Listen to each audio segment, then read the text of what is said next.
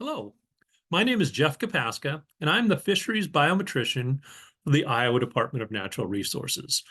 And I'm going to talk to you today about the Iowa Walleye Challenge, an endeavor that Iowa has undertaken with Anglers Atlas and my contributor, Sean Simmons, to look at walleye populations in Iowa and to use virtual fishing tournaments to see if we can better manage and better assess our walleye populations here in Iowa. So we stock around 156 million walleyes in 2022, and it's pretty close to that about every year.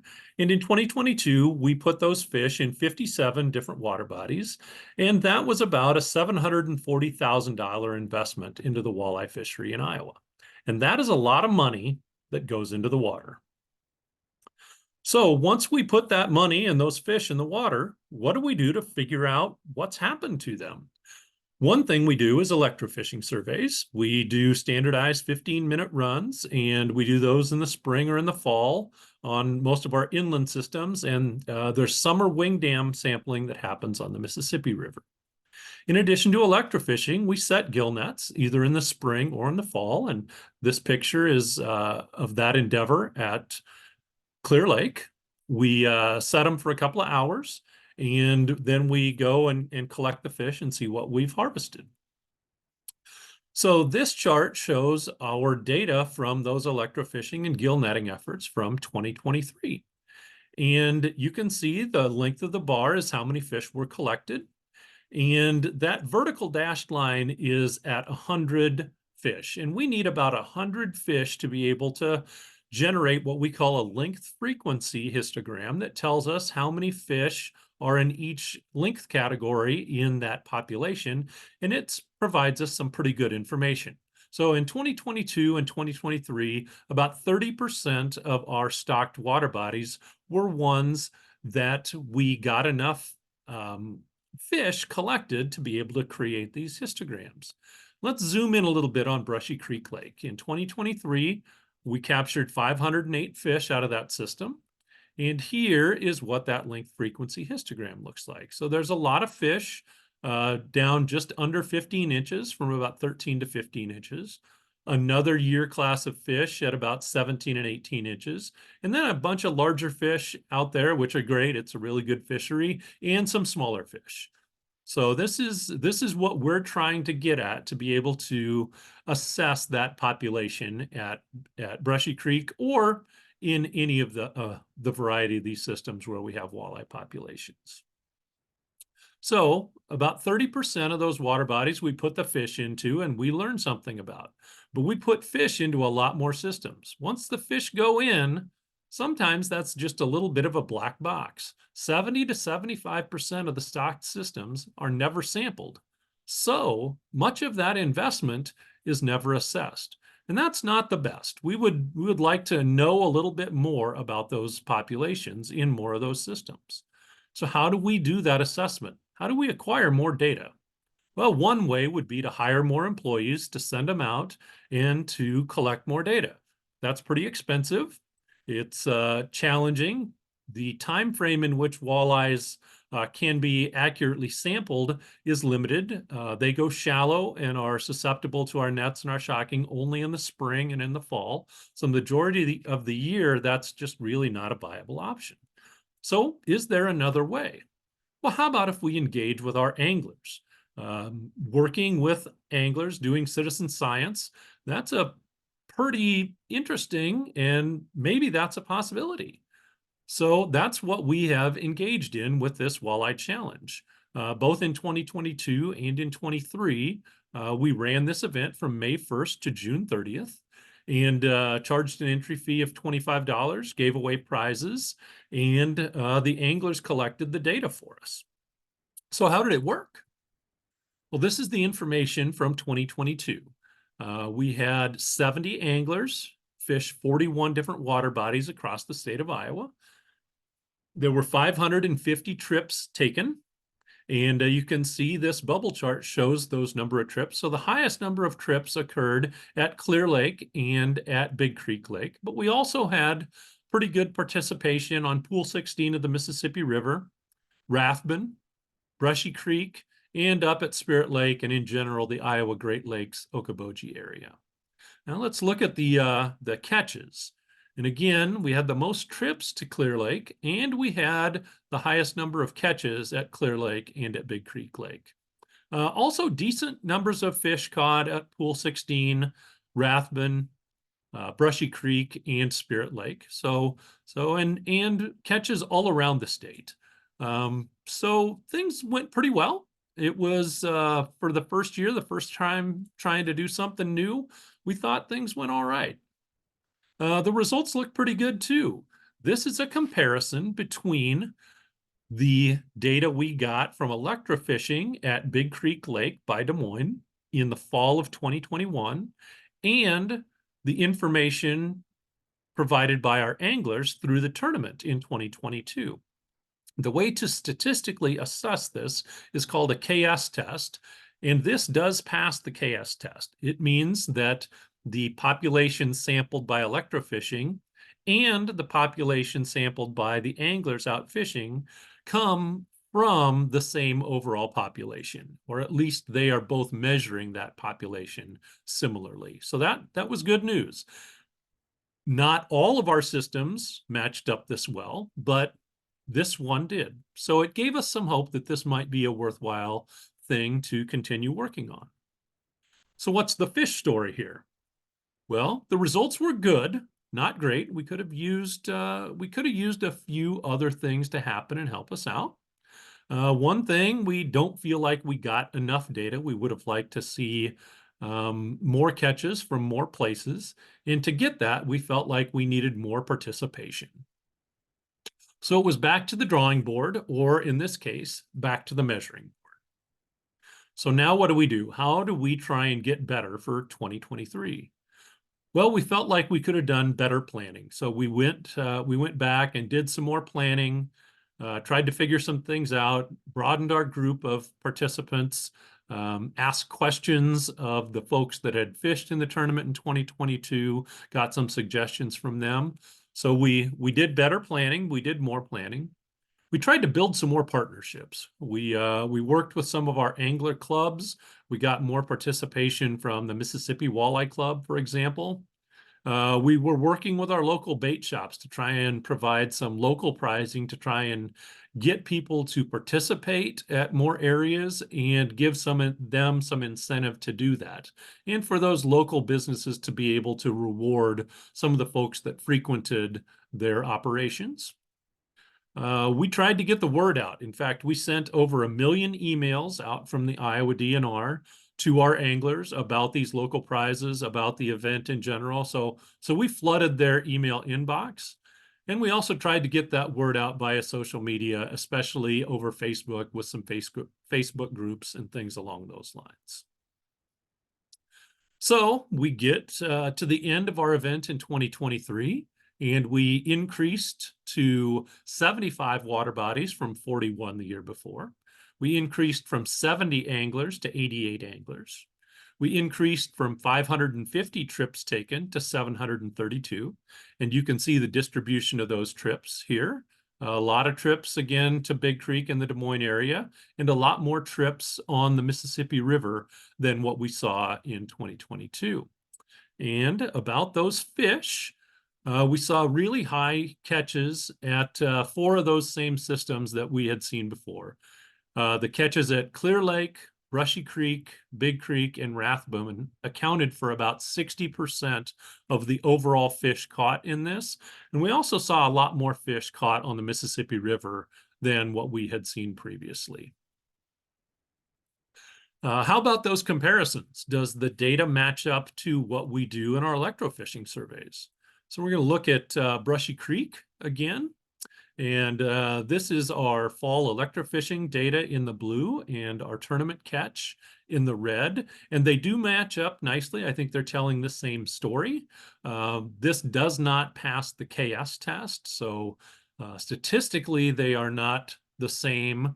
But visually, you can see that there's a lot of similarity, and they are measuring quite a bit of the same thing about that population.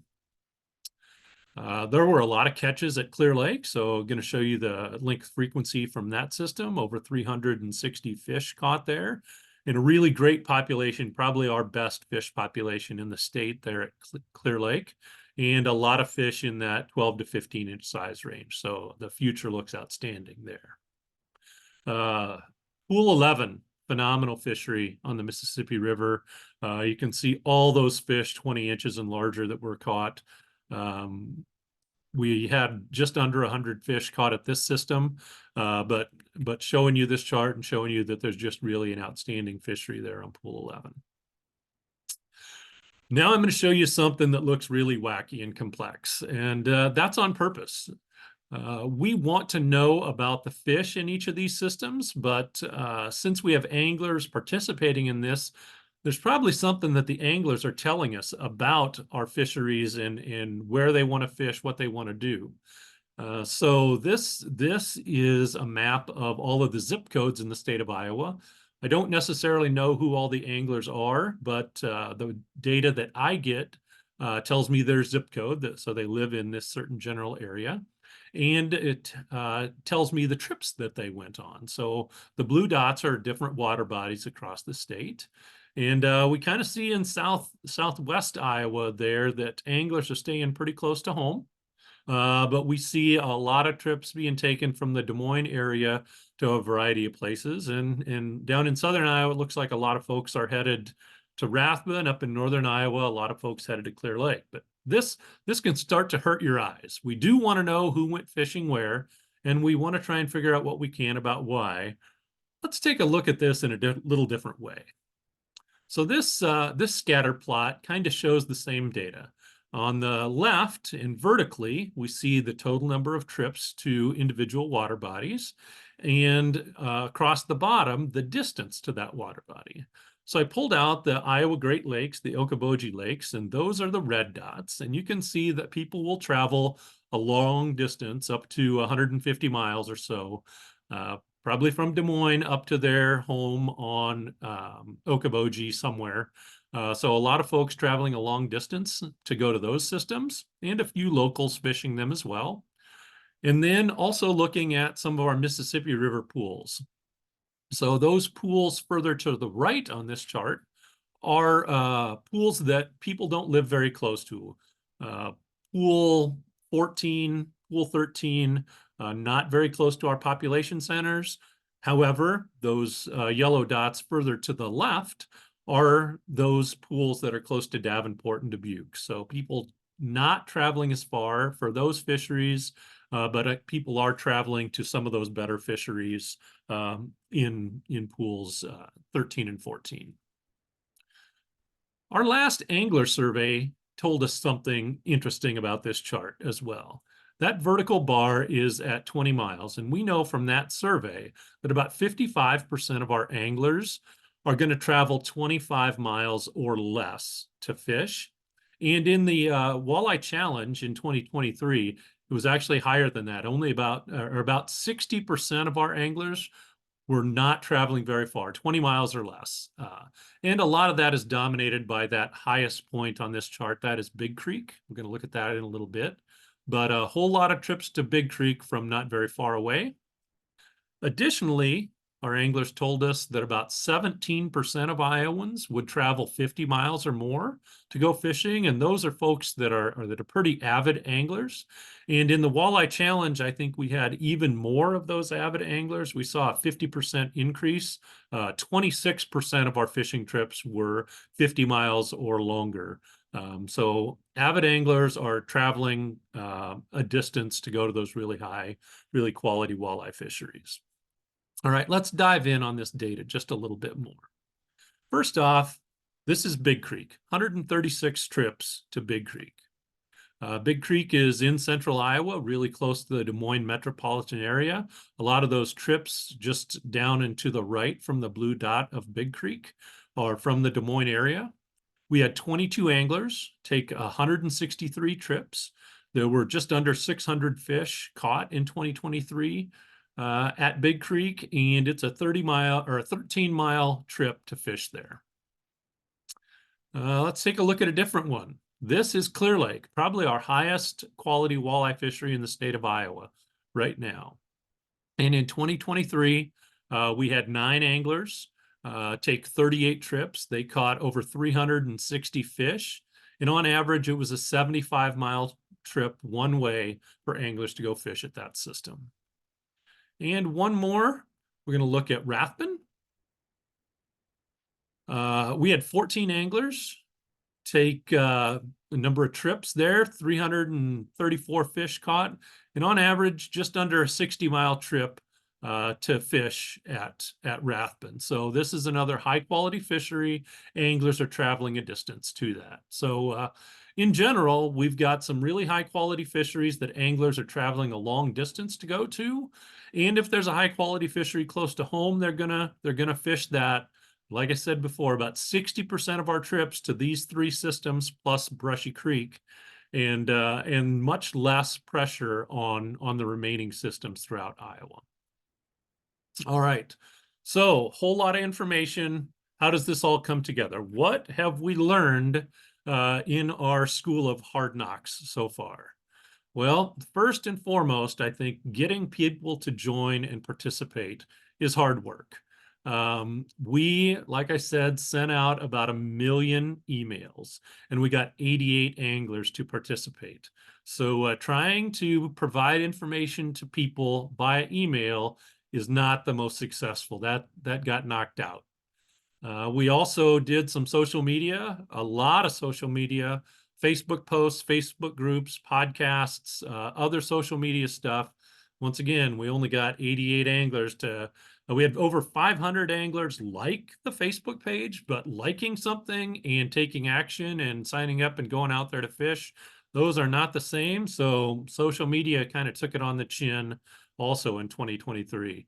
2024, we're trying to just go out and talk to anglers and build those individual relationships to do a better job to get people to participate in 2024.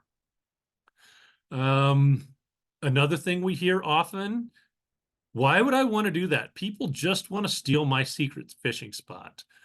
So I'm going to show you about these secret fishing spots that I know about. Let's look right here in the middle of the page. You can see a big blue dot with lots of trips taken to it. That's the Des Moines River. You might also note that it's not on the little blue squiggly line that is the Des Moines River.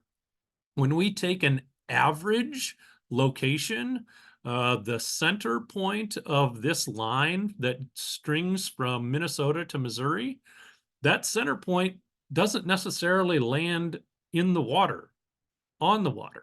So I know that people fished the Des Moines River. I know that 57 trips were taken to the Des Moines River. It's highly likely the vast majority of those were in Des Moines, downtown Des Moines, below Red Rock, places like that. As you can see, I don't know where that secret fishing spot is.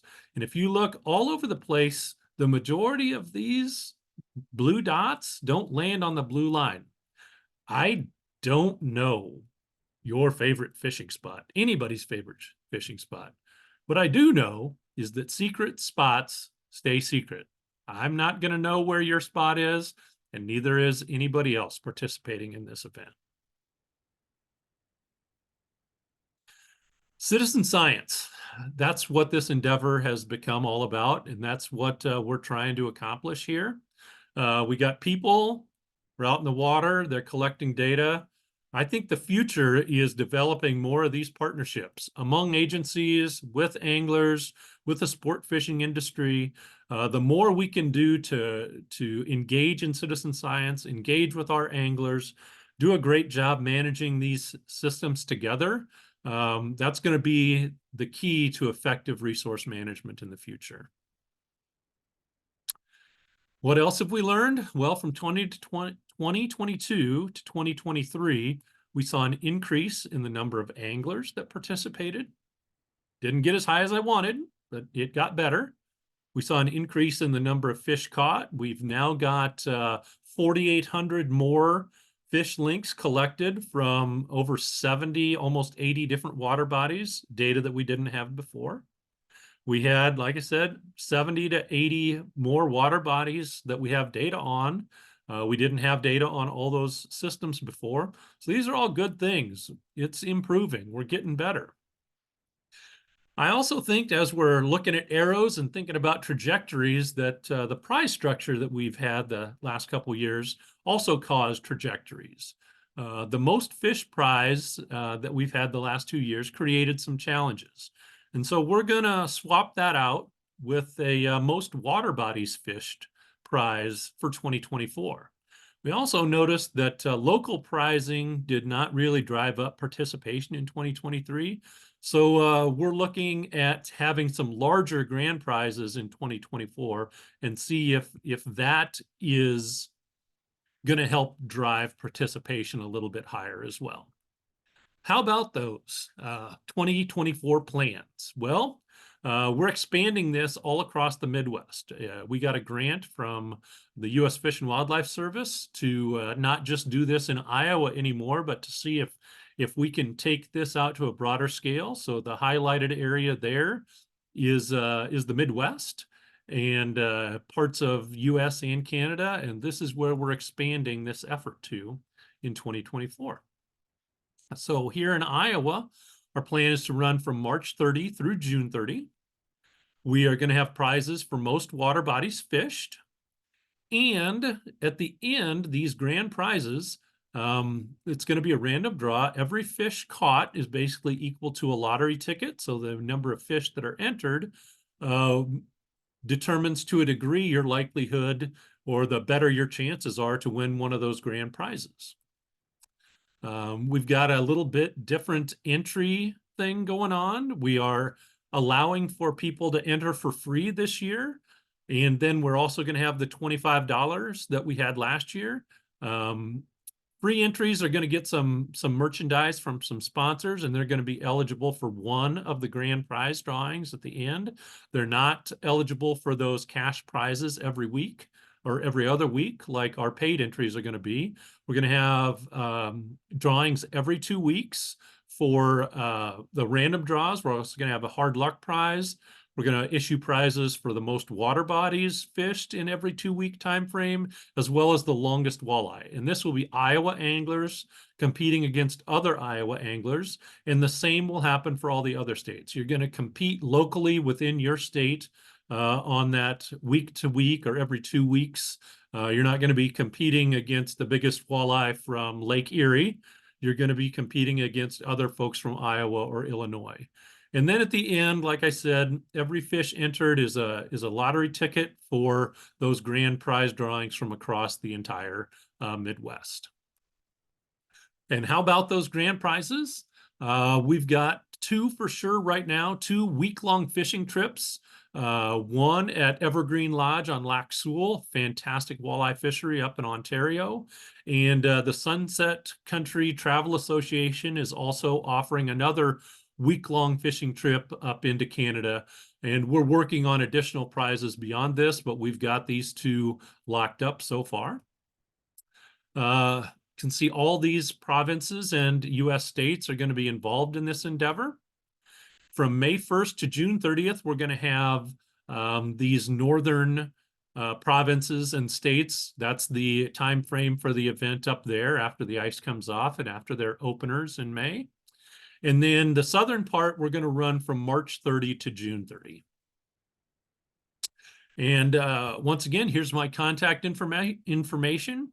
Thanks for listening, and feel free to reach out to me with any questions that you might have about our 2024 Midwest Walleye Challenge or whatever we've learned in the past from our last 2. Thank you.